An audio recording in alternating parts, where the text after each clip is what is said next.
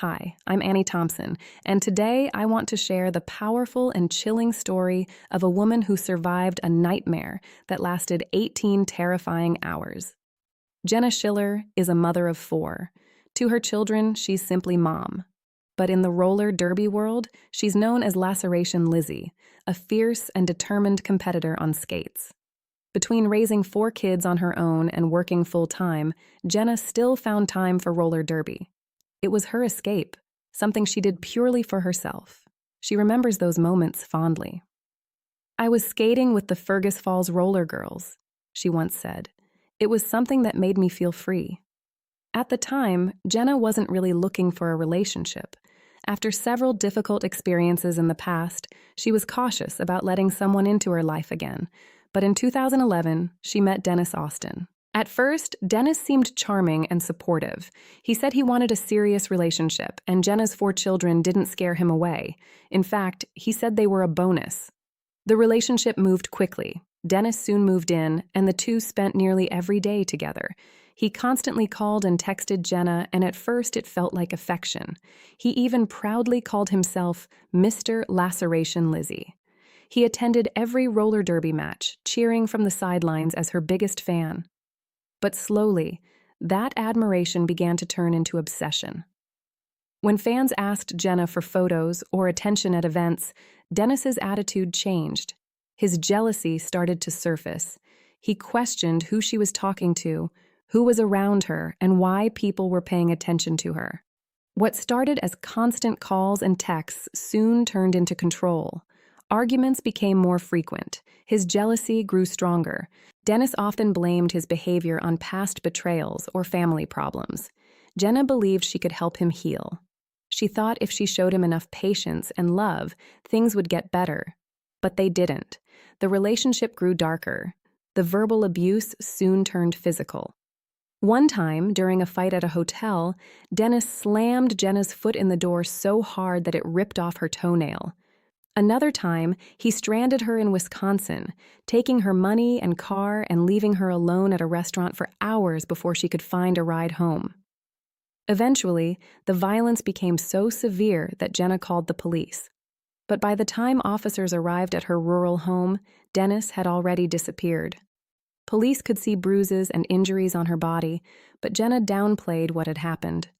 She was afraid of what Dennis might do if she told the full truth.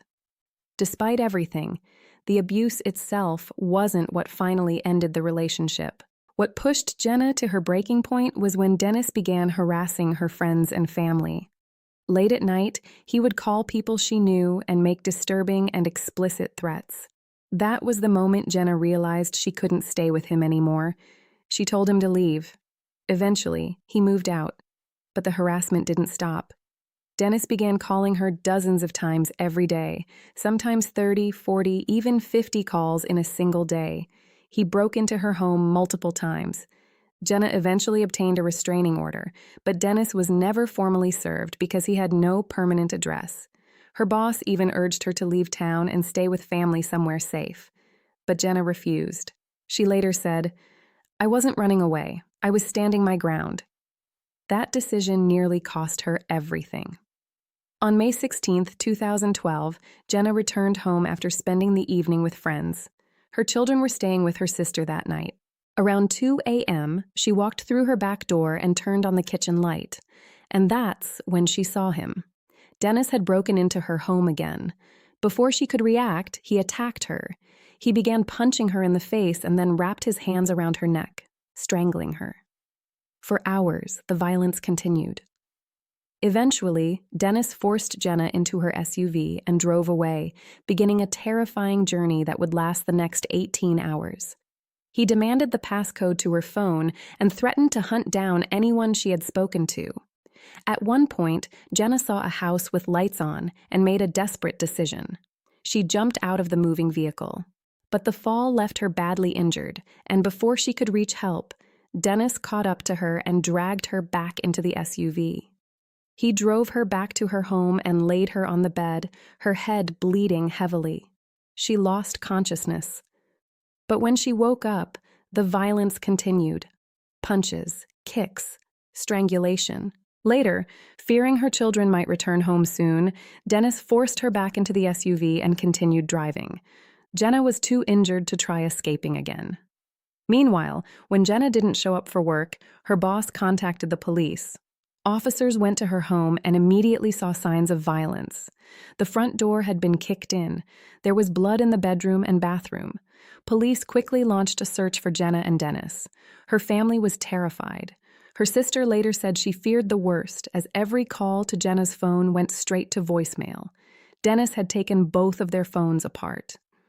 Then something strange happened later that day. Dennis suddenly began acting strangely, hyperventilating and claiming he was having a heart attack. He even began calling Jenna by a different name and behaving completely out of character. During that moment, he allowed Jenna to briefly call her sister. That's when she learned the police were searching for her. Hours later, just before 8 p.m., the SUV's engine finally failed. The vehicle broke down on the highway. Dennis stepped out of the car, told Jenna that he loved her and her children, and then walked away.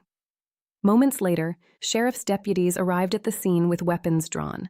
They ordered the driver to come out with hands raised. Slowly and painfully, Jenna stepped out of the vehicle. She was battered, bleeding, and barely able to walk. Officers rushed to help her. Dennis had already fled on foot. As the shock wore off, Jenna finally broke down in tears. The injuries told the story of what she had endured: road rash covering her body, swollen eyes, a deep cut on her head, and severe bruising. The manhunt for Dennis lasted 5 days. Even while hiding, he continued sending Jenna threatening messages. Eventually, police arrested him. Dennis Austin later pleaded guilty to kidnapping with intent to cause great bodily harm and burglary. Even from jail, he continued trying to contact Jenna, ignoring court orders. Although Jenna's physical injuries eventually healed, the emotional scars lasted much longer.